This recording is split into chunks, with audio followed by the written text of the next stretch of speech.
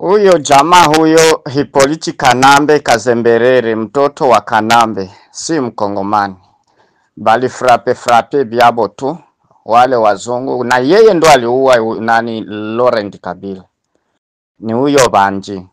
Sasa aliingia madarakani, alirenge muda wa miaka 22 kwa sababu balifanya kwanza transition. After transition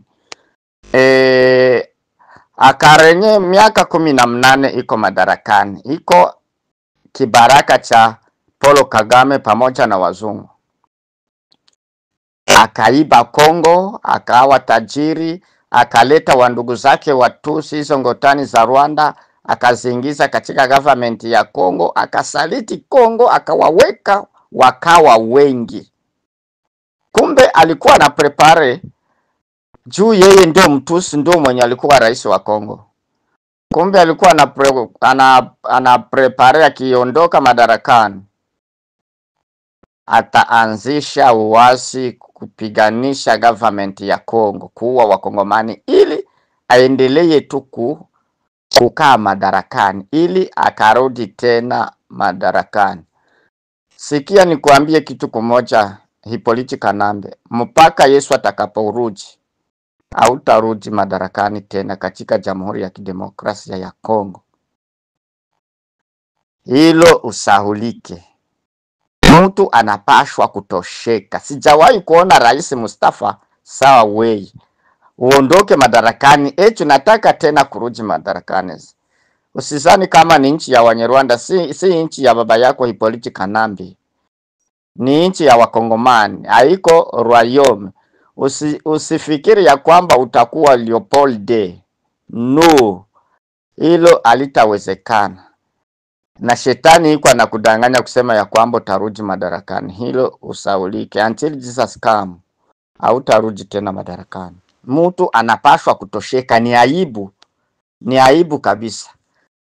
Ulitoka kwenye madaraka. Sasa tulia, uwe konseye sawa marais wengine wenye kustafu. Sasa wewe kwa sababu unabeba damu ya Kitusi na kutosheka, unatoka madarakani, unaanza kutembea huko, naenda unanunua silaha kwa ajili ya kuja angamiza people Kongole.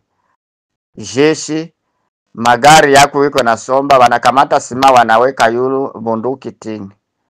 Ile ni ubandia. Unaona? Mtu anapashwa kutosheka.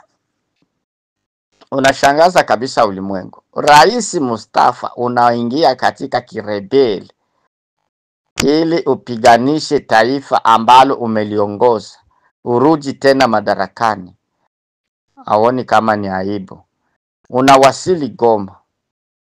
Unafika hapo Goma, lakini ujue ya kwamba haya yote uko na yafanya kwa Kongo, siku moja yatakurudilia na kifo kinakuchunga na wewe. Kwa sababu wewe ndo lisababisha hayo maelfu ya watu ambayo yalisha kufa Goma, Bukavu. Ni wewe ndo patro wa M23, wewe ndo M23 kikamilifu. Na kama ni kiukweli Nanga amekufa, yani wewe ndo lifanya mwaye ya kumuua. Nanga naondoka, ndo wewe unawasili mara moja Saturday, unawasili Goma. Yani uliona ya kwamba atakudevue sekre zote, uliona ya kwamba anakuzuia, bora tu aondoke. Wewe sasa ndo baki rais wa hiyo kundi lako, na kiukweli wewe ndo rais wa hiyo kundi, lakini uko nazidanganya. Usizani kama kuko mkongomani mwenye angali nyuma yako, na wale wakongomani wenye wako nyuma yako vichwa vyao hamuna kitu, wana njala ya mkichwa. Mkongomani halisi wa baba na mama anaona yote ambayo umesababisha. Ulibeba miaka 18 ya kufanya kitu. Unasaliti Kongo, naleta Wanyarwanda na chia ndani. Unafunga wanani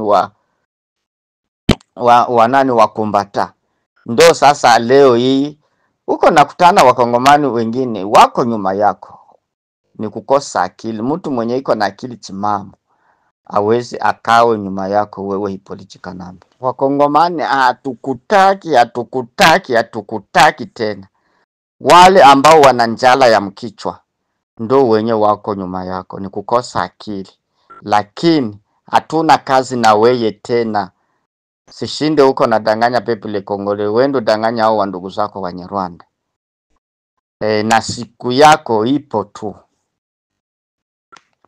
Endelee tu kumwanga damu za watu. Siku yako iko. Kilicho na mwanzo hakikosi kuwa na mwisho. Na mshahara wa zambi ni mauti, na damu za Wakongomani ziko zinakuvuruga kichwa, na ipo siku